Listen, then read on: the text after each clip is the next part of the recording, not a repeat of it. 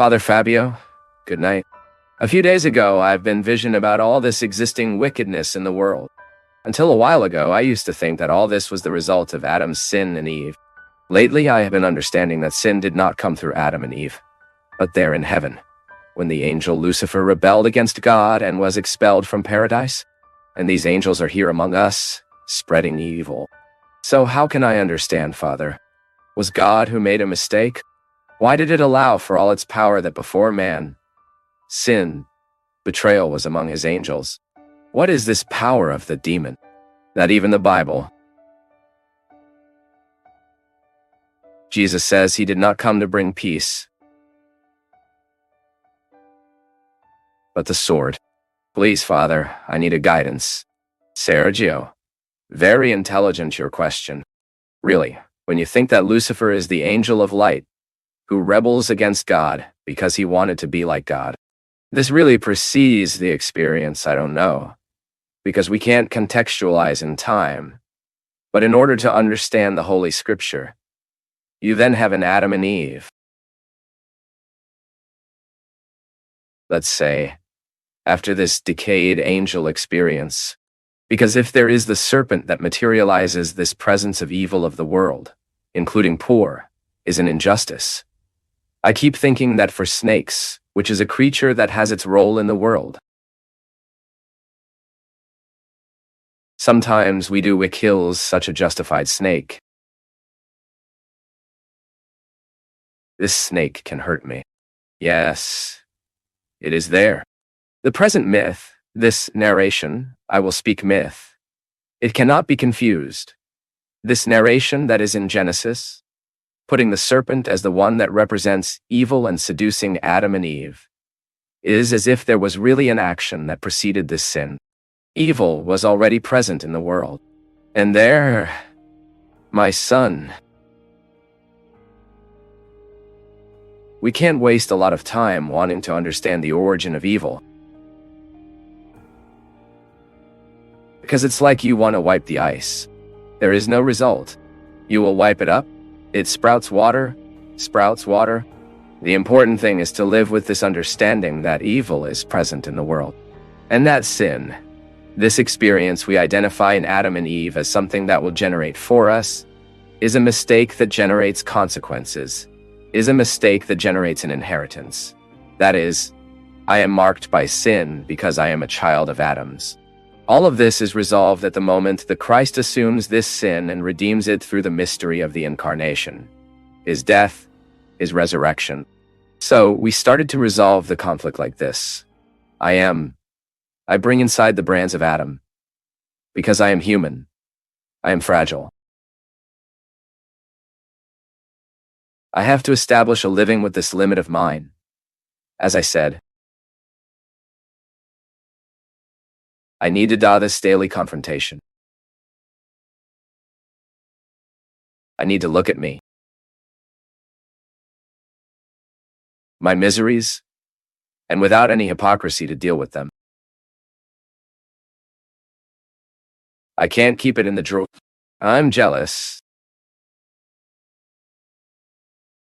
I'm dishonest. I'm a liar. We all have this lot of sin.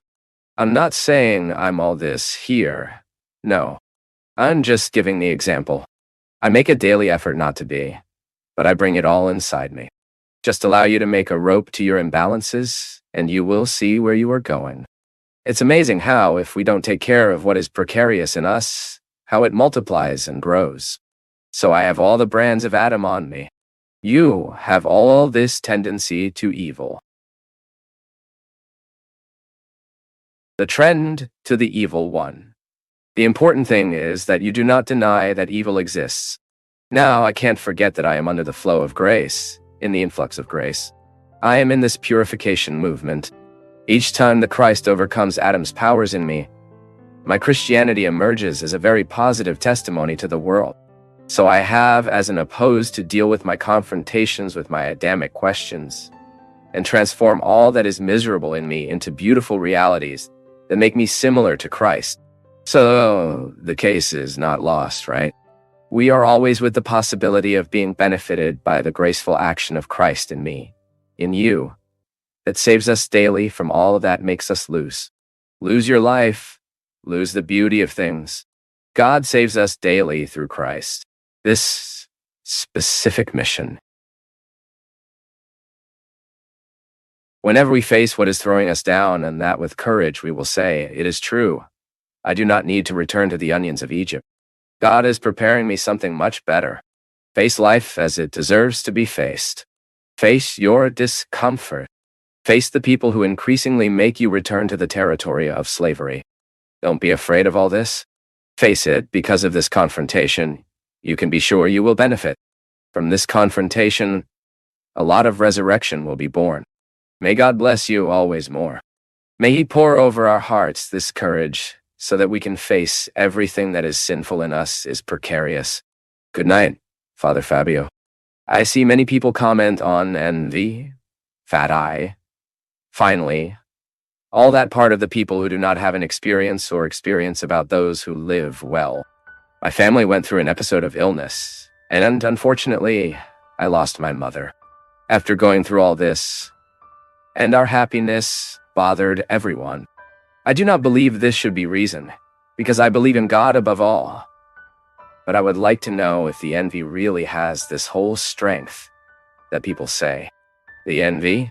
What is the power that envy can have about us? When we open our ears to hear, listen to what the envious ones have to say, right? We cannot believe that because the other is jealous of me, things will start to go wrong in my life. For God's sake.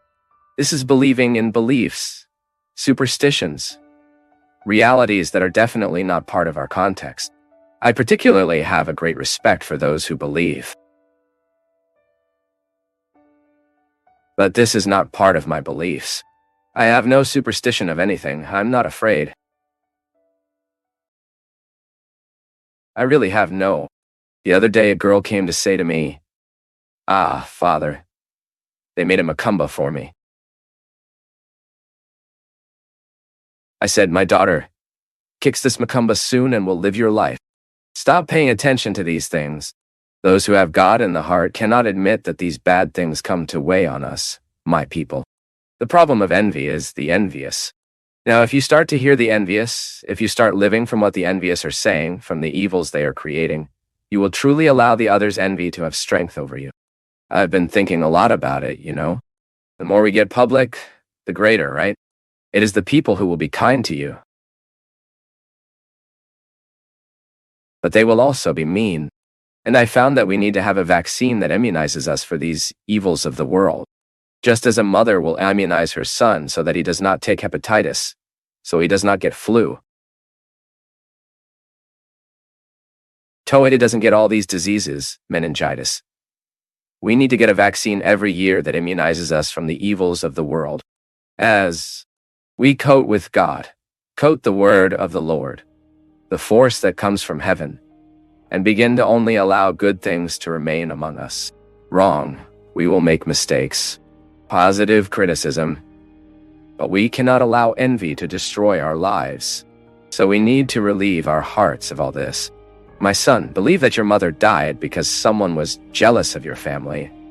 This is absurd. This is absurd. We cannot admit such a belief. Believing that what the other wishes me badly can truly make you evil happen in my life. Only if I allow your evil to enter my story, enter my life. I know it is not easy to manage the envy of others, especially when these people invent stories, when they begin to harm you. By the way, I was reflecting a lot about it at the end of the year. The internet is a very dangerous instrument these days, because if you let out a gossip on the internet, until you correct it, until the person who suffered that affront can prove that it is not true what they are saying, right? So you see, what is human evil? Evil, envy, all the bad things that are part of life. You can't get rid of it. This will be where to exist human people, where people exist. Their evil and envy will be present. Now you need to get vaccinated.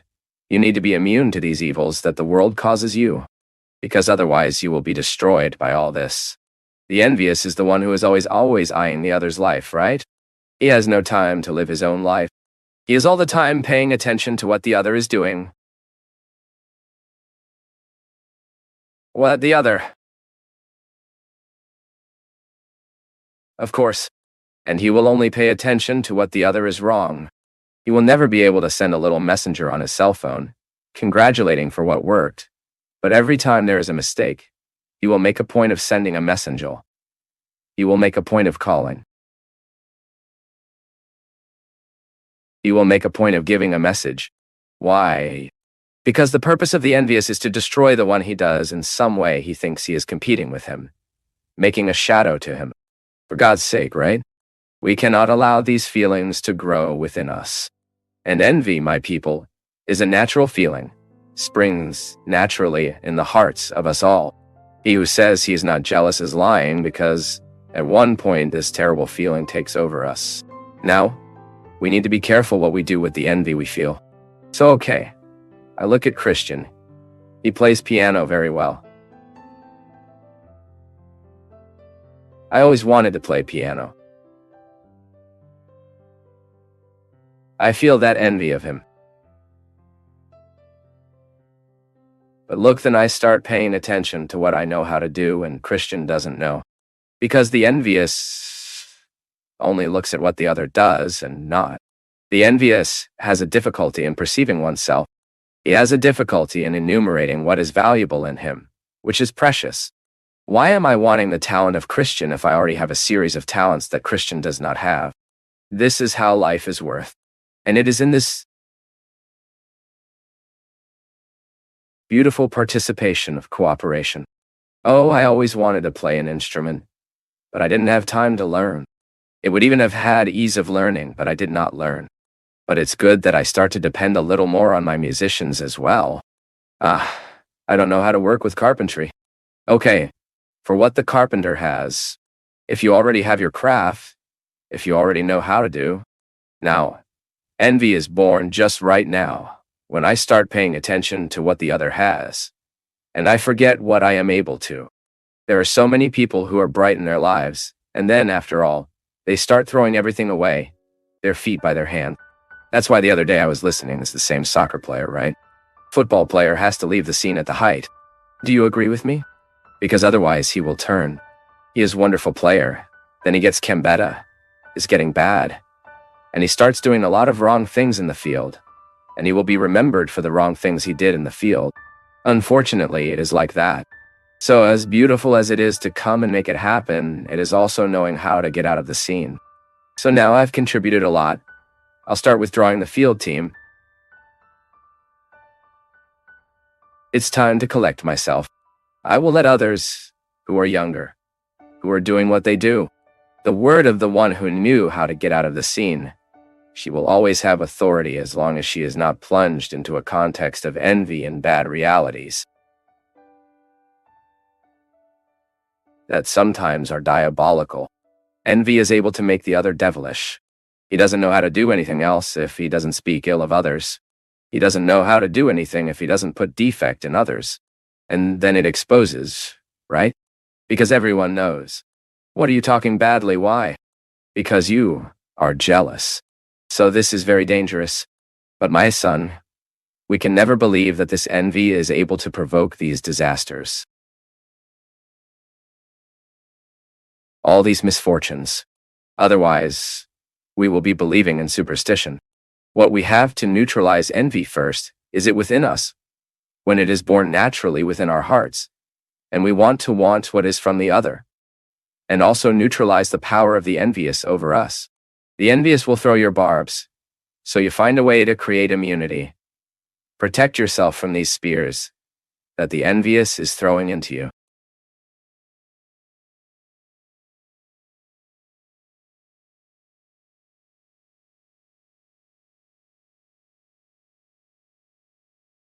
Thank you for joining us on this enlightening journey at Path of Faith. Don't forget to leave your thoughts in the comments below. Give us a thumbs up if you enjoyed the video, share it with your loved ones, and subscribe to our channel for more inspiring content like this.